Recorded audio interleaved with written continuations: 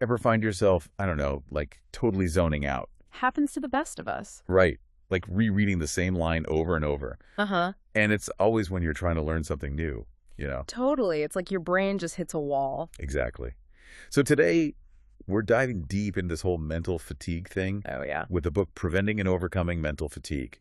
We're all about practical strategies here, so Gotta be practical, right? absolutely got to be stuff our listeners can actually use. And I think the first thing to highlight, like the book does, is that we often miss those early signs. Oh, 100%. Oh. It sneaks up on you. Exactly. By the time you realize you're mentally fried, it's almost too late. It's so true. It's like ignoring the check engine light in your car, right? Perfect analogy. You push it, and then you're stranded on the side of the road. And with mental fatigue, that stranded feeling can really derail your whole day.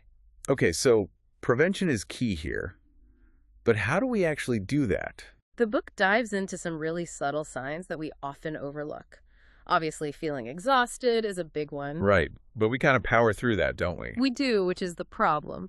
But it also talks about irritability as an early warning sign. Oh, interesting. I can see that. Yeah, when you're mentally drained, your fuse gets a lot shorter, you know. Makes total sense.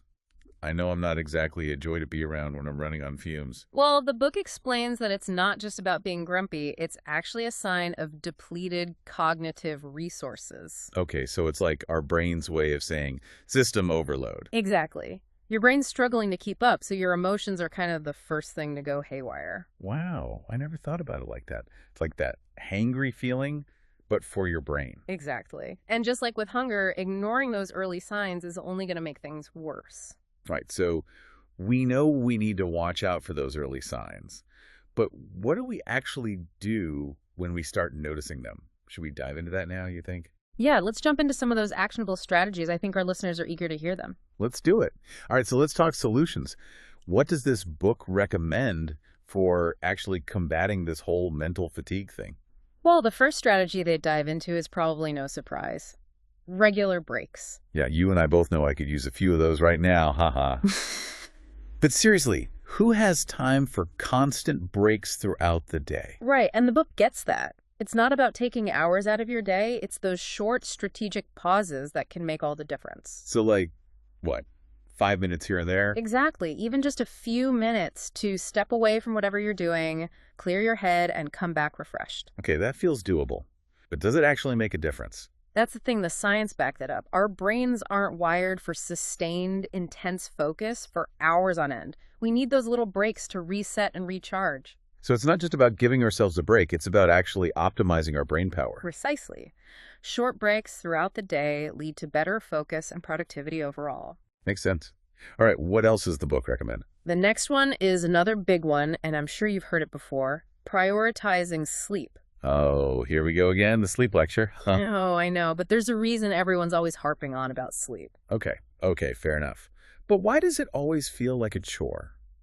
Because, let's be real, our culture glorifies busyness and sleep deprivation. True that. Ugh. But this book, it doesn't just tell you to get more sleep, does it? No, it actually digs into the science behind it. Like, did you know that sleep deprivation directly impacts our prefrontal cortex? Our what now? Your prefrontal cortex. It's the Yeah. part of your brain responsible for, decision-making, focus, emotional regulation, all the important stuff. Oh, right. So basically, when we're sleep deprived, our brains are running on fumes. Exactly. The book actually calls sleep a performance enhancer, not a luxury. Okay, that's a new way of looking at it. I like that. It's like charging your phone overnight. You wouldn't expect it to work properly without a full battery, right? Solid point. All right, I'm sold on the sleep thing. For now, at least.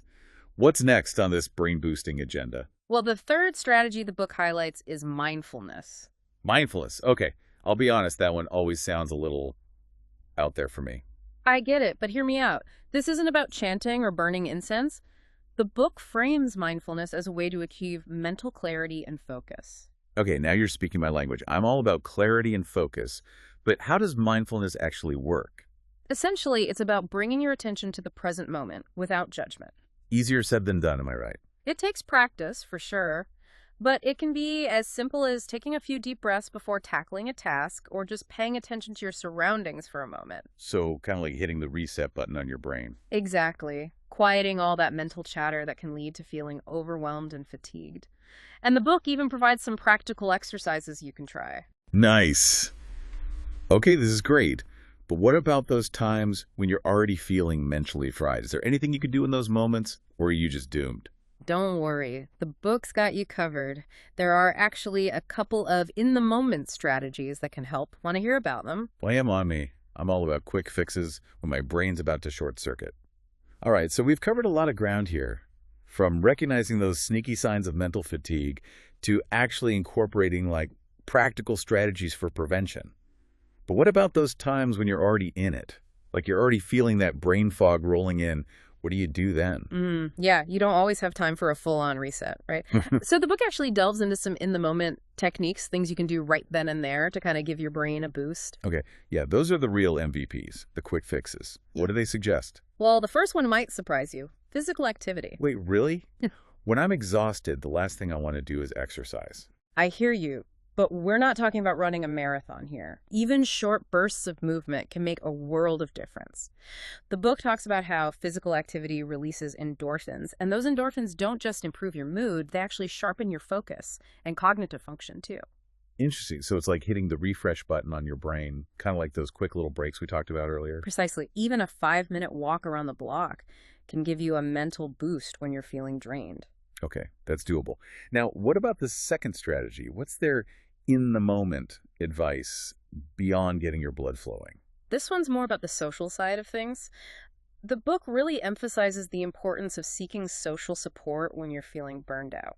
I can see that. Sometimes just venting to a friend can make all the difference. Exactly. And it's not a sign of weakness either. The book actually frames it as a sign of strength. Recognizing you need support and reaching out is huge. I love that because there is this tendency to isolate when you're feeling mentally drained, but connecting with others is often exactly what you need. It's so true. Social interaction, even just a quick chat with a coworker, can do wonders for your mood and energy levels. It's like having a pit crew for your brain, you know? They can help you refuel and get back in the race. Totally. I'm stealing that analogy. Yeah. Okay, so we've got our preventative measures, we've got our in-the-moment fixes. I'd say our listeners are well equipped to tackle this whole mental fatigue thing now. Absolutely. And remember, it's not about being perfect. It's about finding what works for you and making those small, sustainable changes over time. Couldn't agree more.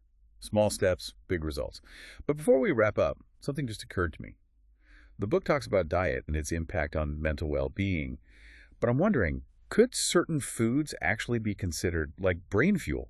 Like, could choosing the right foods help prevent mental fatigue in the first place? That's such an interesting question, and it really speaks to the proactive approach we've been discussing, right? What if we could optimize our diet specifically for brain power? Right. It's like choosing the highest quality fuel for a high-performance engine, but in this case, the engine is our brain. I love that analogy. It's definitely something to ponder, and I encourage all our listeners to explore that further. Yes. Do your research, experiment a little, see what works for you. Mm-hmm. And with that, I think we've reached the end of our deep dive into mental fatigue.